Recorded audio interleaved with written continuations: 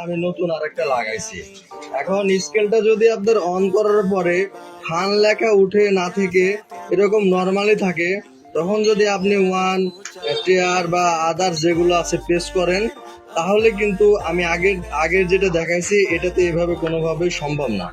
কারণ এটা programming set up করাই আছে যেটা 20 কেজিতে। আপনি চাইলে এটা আর এখন ওইভাবে করতে পারবেন না। এটা সমাধান করার দুইটা অপশন আছে।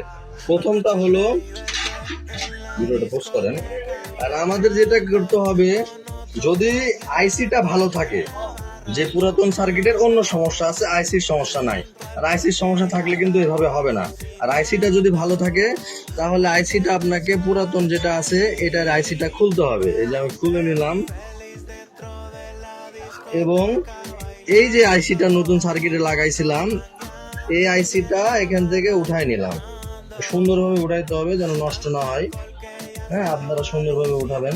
অনেকে বিষয়টা কিন্তু জানেন, আবার অনেকেই জানেন না, শুধুমাত্র তাদের জন্যই ভিডিওটা। তারপরে পুরাতন আইসি যেটা, এটা নতুনটাই লাগাই দিবেন। এটা আমি লাগাই নিছি, মানে পুরাতন এটাতে যেটা ছিল এটা। এখন দেখেন, আমি যদি চাপি তাহলে কিন্তু সবগুলো বাটন কাজ করবে। এইভাবে করতে হবে।